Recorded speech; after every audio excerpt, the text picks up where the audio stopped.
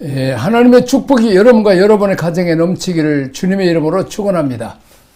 제11장 왕을 거절한 고울들에 대해서 말씀을 배우고자 합니다.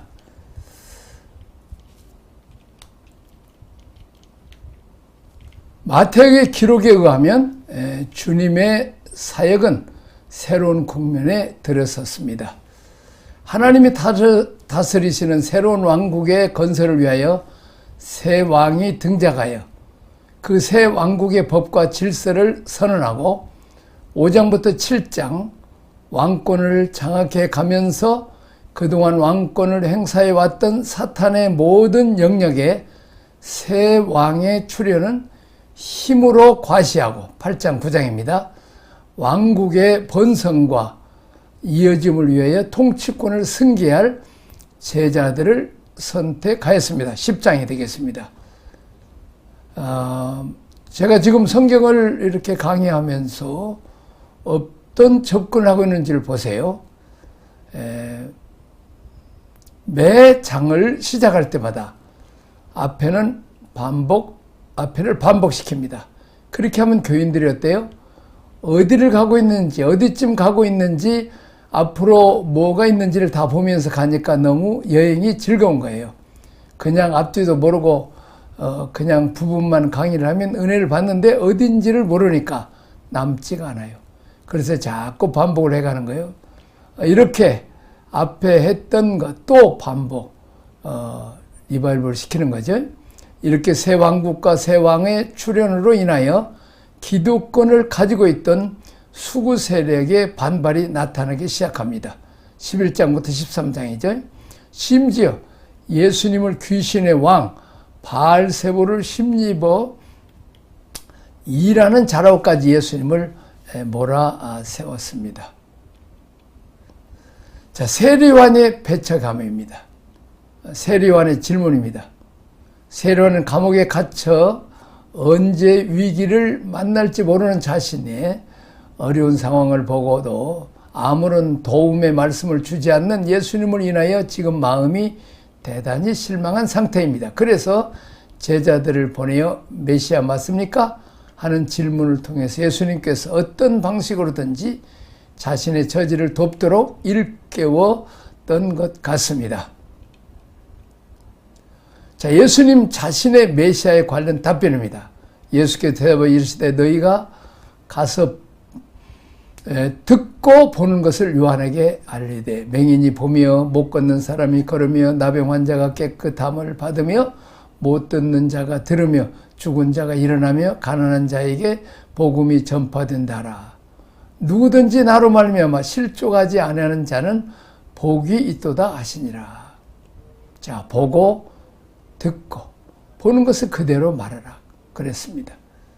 그런데 거기서 맹인이 보고 못 걷는 사람들이 걷고 나병 환자 깨끗이 받고 못 듣는 사람이 들으며 죽은 자들이 살아나고 가난한 자들에게 복음이 전파된다. 이 말씀을 했을 때 우리는 이 말씀이 기적을 행한다고 라고 보지만 이스라엘 사람들은 그렇게 보지 않습니다.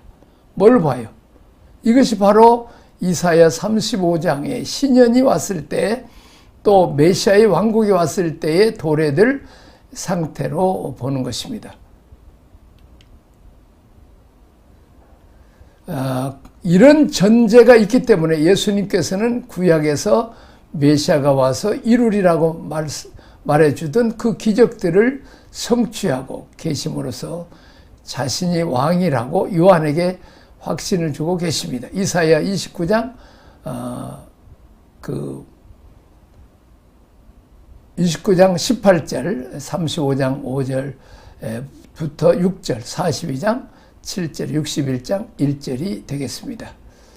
자, 메시아의 나라, 주님이 오셔서 이룰 새 왕국은 잃어버린 것들을 회복합니다. 연약한 것이 강해지고 무너졌던 것이 쑥쑥들 새 나라입니다. 예수께서 이르시되 너희가 가서 보고 듣는 것을 원하리라 쭉 얘기했죠.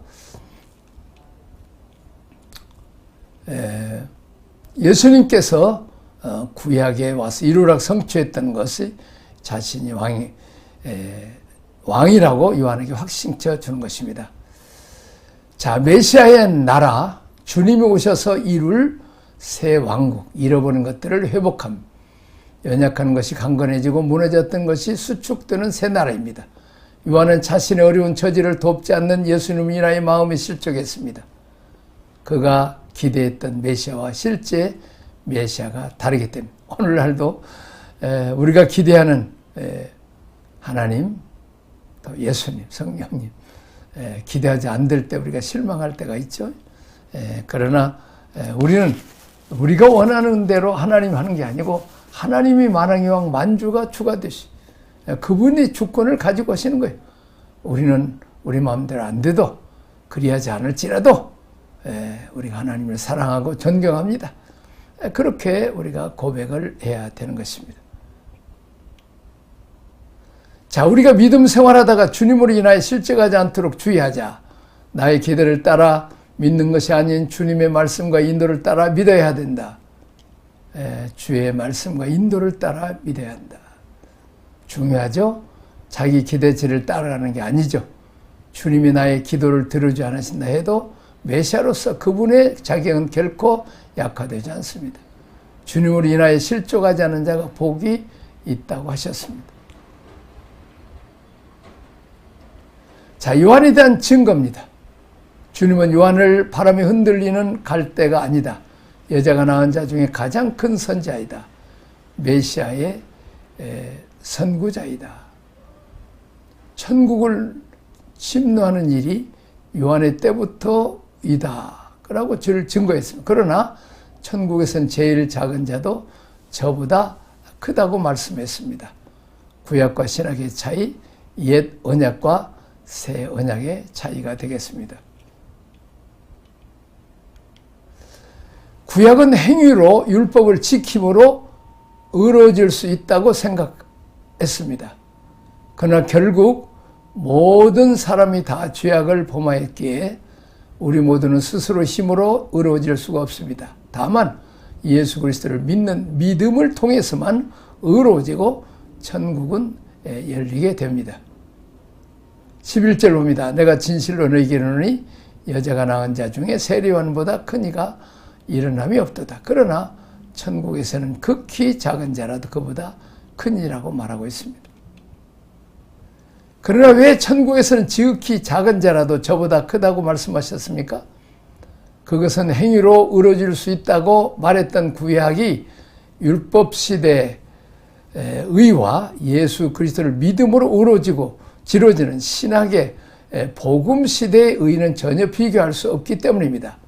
멀리서 예언만 하고 그 결과를 보지 못했던 때와 그 예언과 약속들이 구체적으로 실현되고 이루어지는 때의 천국 생활은 전혀 다르기 때문입니다. 옛 언약 시대의 가장 큰 자라도 새 언약 시대의 가장 작은 자와 비교할 수 없다. 12절 세례 요한의 때부터 지금까지 천국은 침노를 침노하는 자는 빼앗느니라. 왜 요한은 이때부터라고 말씀하는가? 요한은 회개하라 천국이 가까웠느니라고 선포한 처음 사람입니다. 이 말씀은 예수님이 첫 설교이기도 합니다.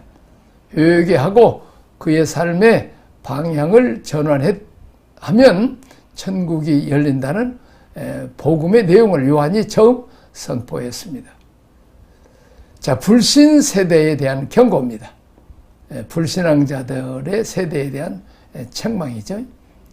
자, 하나님 나라의 질서는 왕의 오심을 환영하고 그를 왕으로 예배하고 경의를 표합니다. 불신, 회개치 않음, 교만은 그 나라에 대한 반역이요 왕에 대한 대적의 행위가 됩니다. 왕국과 싸우지 마라. 그것은 개인적인 덕이 부족이 아니라 나라에 대한 전쟁의 선포이기 때문입니다. 장터에서 노는 아이들 비유. 그들은 피리를 불어도 춤추지 않고 애국하여도 가슴을 치지 않는다. 우리는 때로 요한처럼 사람들을 회개케 하고 주께로 돌이키기 위해서 금식하고 애통해야 될 때가 있습니다. 때로 예수님처럼 사람들이 천국을 열기 위하여 죄인들을 가까이 하고 그들과 함께 먹고 마셔야 할 때가 있습니다. 어떤 방법이든지 어떤 행동이든지 그것이 사람을 살리는 일이 그 나라를 유익하게 하는 일이하고 또 그러한 행위들을 내 생각과 다르다고 내 기호와 맞지 않다고 판단하거나 정죄해서는 안 되는 것입니다. 하나님의 미련하는 것이 사람이 지혜 있는 것보다 훨씬 더 지혜 있다고 말씀하고 있습니다. 우리가 이 머리 세대 가리만큼 적은 머리 갖고 우주 몸으로 창조하신 하나님과 함께 이렇게 판단할 수 있겠습니까? 자, 예언합니다. 함께 울어주는 마음. 어느 할아버지가 암 진단을 받았다. 이 할아버지는 암 진단을 받을 때부터 갑자기 성격이 매우 난폭해졌습니다. 식구들이나 주변 사람들에게 욕을 퍼붓고 아무나 만나게 하지 않았습니다. 그런데 이 동네에서 이 할아버지를 가끔 만나던 어떤 꼬마가 할아버지가 아프다는 소식을 듣고 병원으로 찾아갔습니다.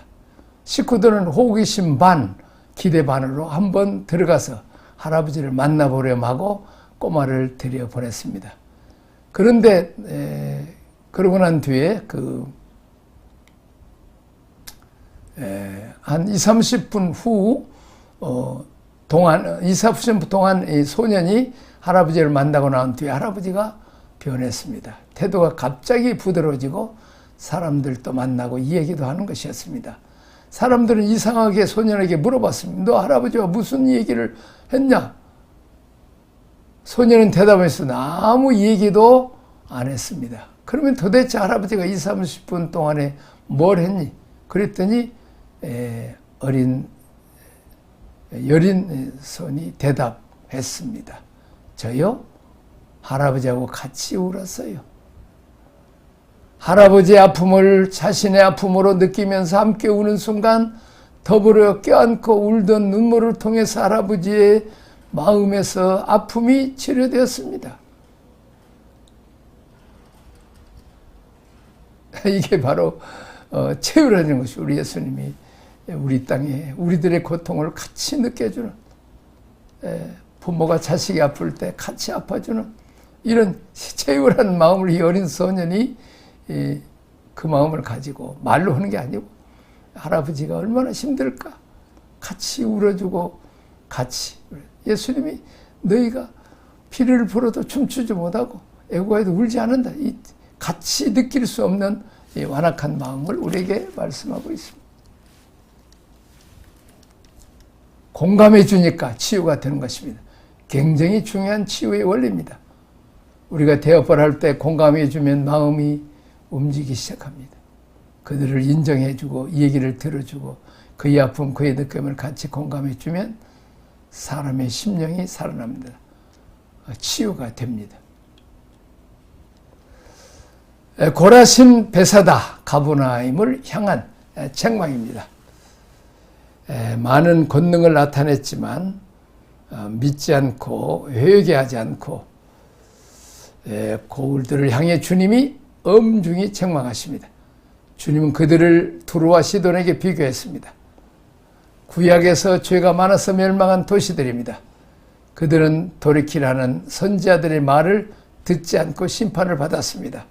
그런데 지금 고라신과 베세다는 선지자들의 예언한 메시아가 직접 오셔서 권능을 행하시고 믿을 수 있는 기회를 주고 계시지만 그들은 거절했습니다. 죄 때문에 저주를 받고 멸망했던 소돔과 고모라가 심판대에 너희들보다 차라리 견디기 쉽다고 했어. 심판 형벌이 다 같지 않고 죄질에 따라 경중이 있다는 말씀입니다. 더 많은 은혜와 기회를 받은 사람들은 그만큼 더 많은 책임이 있다는 것입니다. 많은 사람들 기적이 없기 때문에 못 믿는다고 생각합니다. 그러나 기적이 나타나도 믿지 않는 사람들이 있습니다. 기적이 문제가 아니라 마음의 문제입니다. 정말 복음의 삶을 살기를 원하고 하나님이 보장해 주는 천국의 삶을 살기를 원한다면 주님이 주신 은혜와 기회, 회개의 기회를 절대로 놓치지 않아야 합니다. 자, 세 번째, 복음 안에 있는 안식으로의 초대입니다. 복음을 받아들여 천국을 사는 자에게 주시는 안식을 소개합니다.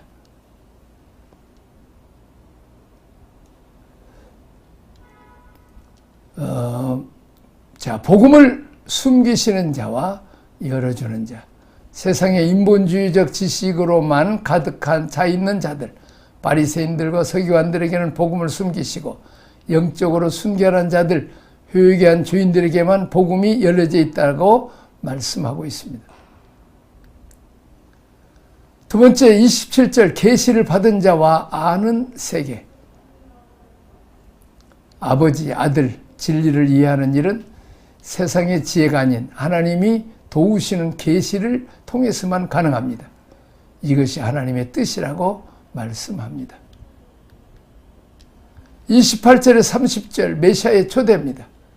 수고하고 무거운 짐 자들아, 주께로 오면 쉼을 주시겠다고 약속하고 있습니다. 수고하는 것은 능동체로서 자기가 스스로 선택했다는 건 그 무거운 짐이라는 수동태, 타인에 의해서, 환경에 의해서 주어진 것입니다.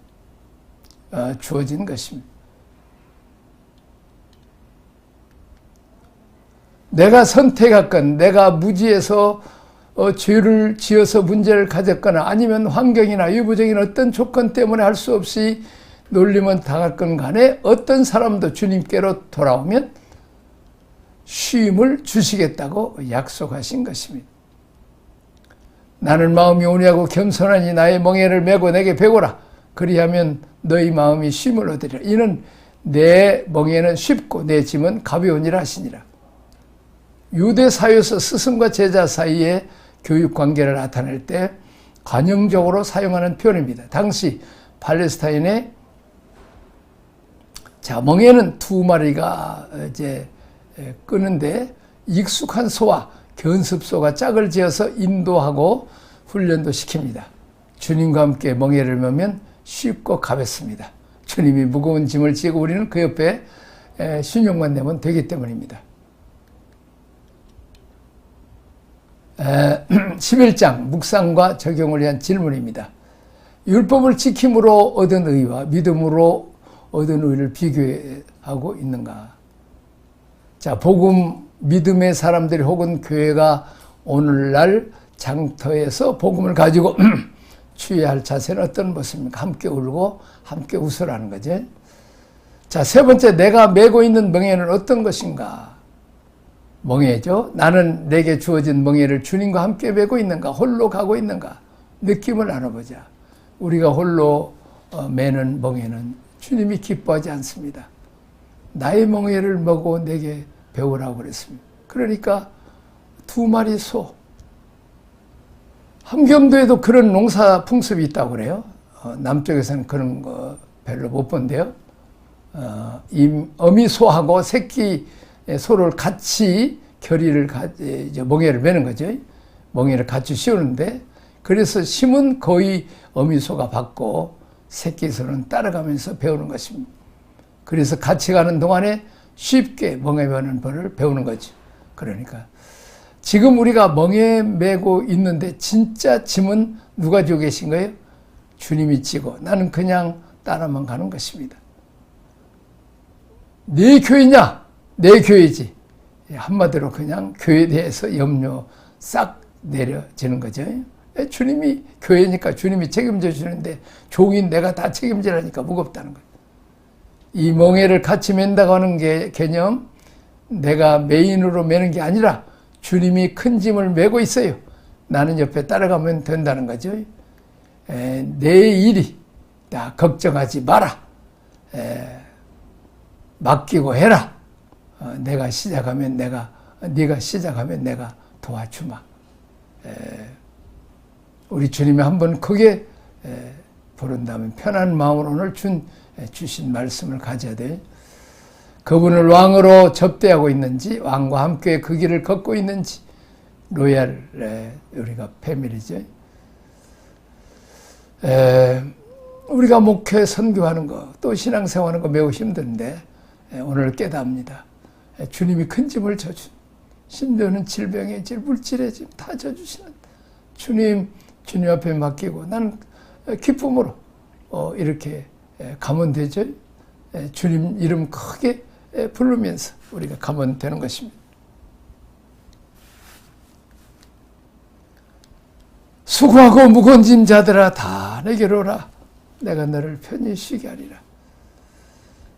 저는 그 목회 선교를 오랫동안 이제 젊은 날부터 했는데 나는 너무 못 배우고, 왜냐하면 못 배웠다는 것은 세상적인 건 배웠지만은 뭐 총신도 나오고 배우기는 했지만은 어렸을 때부터 나 혼자 예수 믿었기 때문에 아버지 어머니가 뭐 목사님 사모님이라든지 뭐 장로님 권사님이나 집사님이 아니요. 그러니까 나는 나 혼자 이제 이 무거운 짐을 지고 가는 거지. 그런데 지나고 보니까 하나님이 다 짐을 져주시고 그냥 내가 일만 저지르고 그리고 시작하면 하나님이 다 마무리 지어요. 어린아이들이 뭐 일 저지르면 부모가 다 쫓아다니면서 다 마무리 지어주는 것 같은 것입니다. 그래서 목회 선교도 참 주님의 은혜로 참 많은 열매도 맺고 또 이 노년에도 또 이제 영상 제작을 하는 거 어떻게 해야 될지. 근데 다 시작을 하니까 하나님이 젊은이들을 보내셔서 이 기계 장비 사는 것도 다 가르쳐 주고 또 이제 통역할 자, 중국 통역, 또 영어 통역할 자도 가르쳐 주고 또 젊은이들이 어떻게 작동법들도 다 가르쳐 주고 또 이제 중국, 우리 조선 쪽이니까 중국에서 살다 왔기 때문에 또 거기 네트워크가 있어서 우리가 영상을 또 그쪽에 이제 그 USB로 보내주면 거기서 또 이제 아는 그 목회자들이 자기들이 또 이제 택배로 보내기도 하고 또 이제 또 우리가 한국에서는 유튜브에 올려놓으면 또 누구든지 와서 중국이나 몇 나라 빼고는 전 세계 사람들이 다 들을 수 있죠. 중국말은 자기들 것만 써야 되고 외부에서 오는 것은 절대 금지가 되겠습니다. 그렇게 했는데 지금 내가 앞으로 이제 영상 이제 거의 다 이제 한국말로는 계속 해야 되지만 중국어로도 이제 거의 끝나갑니다. 왜냐하면 그 통역하는 그 조선족 목사가 이제 태국으로 선교사로 가야 되기 때문에 거기 가서 내가 또 거기도 가서 또 이제 그 강의도 해줘야 되고 또 선교사 훈련도 시켜야 되고 신학교도 운영해야 되고 또 캄보디아에 가서 이제 중국 중국 유학생 제자 훈련시켜서 그가 또 이제 목회자가 되어서 제자들 오는데 그 제자들과 함께 지금 태국에 가고 캄보디아 가고 캄보디아에 제자들이 있는데 벌써 주님이 강의실까지 다 준비하고 집 4채를 빌려 했는데 그게 1,100불이었어요. 근데 그 3층 건물인데 이미 예배실도 큰 거 있고 강의실도 있고 그 남자 여자 숙소들도 다 있고 그래서 내 그 가정에 다 들어갈 수도 있고 또 식당도 크게 할 수도 있고 또 이제 주방들도 이렇게 만들고 하나님이 다 먼저 그 선교사님이 감격을 해요. 야, 이렇게 그냥 생각해. 우리가 이렇게 만들려면 돈도 많이 들고 또 뭐 남의 건물을 허를 수도 없는데 그 먼저 사람이 다 그렇게 했고 또 감사하게도 그 교회는 안 다니지만 그 예수 믿는 사람, 그 주위에 믿는 사람이 많은 그런 사람이 이제 한 직원이 한 100명이나 되는 큰 사장이었기 때문에 돈도 당장 달라고 안 하고 그냥 뭐 형편 따라서 이렇게 아무 때나 준비된 대로 계약하고 아주 그렇게 하나님이 다 예비하셨어요. 근데 지금 내가 나이 들어갖고 지금 뭐 가고 또 이제 늙으면 또 화장실도 자주 가잖아요. 그런데 사무도 좀 언제나지 못하고 그런데 오늘 이 말씀을 생각하면서 내가 하는 것이 아니라 수고하고 무거운 짐을 다 주님께 맡기고 캄보디아도 가고 태국도 가야 되겠구나. 또 이제 우리 한국에서도 또 다시 이제 그동안 영성훈련하고 성령 체험하게 하고 또 병든 자 치유 사역도 했는데 내가 좀 아파보면서 참 이 아픈 사람의 사정이 얼마나 힘들은가 하는 것을 깨달으면서 그들을 정말로 참 눈물로 기도해주고 같이 울고 같이 웃어주는 채우라는 마음을 가지라는 이런 은혜를 주셨습니다. 기도하겠습니다. 하나님 아버지 감사합니다. 주님 참 우리의 죄를 담당하시고 십자가에 죽으시고 또 우리를 위해서 우리의 고통을 채우라 하시고 수고하고 무거운 자들아 다 내게로 오라 내가 너를 편히 쉬게 한다고 내 짐은 가볍고 쉽다고 말하고 내 멍에를 메고 내게 와서 배우라고 말하고 있습니다. 주님이 무거운 짐은 다 지고 나는 형식적으로 따라가면 되는데 주님은 안 맡기고 내가 지려고 하니까 이렇게 짐이 무겁습니다. 주님 모든 염려 다 맡깁니다. 주님이 십자가상에서 이미 죄짐 무거운 짐을 다 지셨습니다. 주님 앞에 맡깁니다. 주님 쉼을 얻게 하여 주옵소서. 예수님 이름으로 기도하옵나이다. 아멘.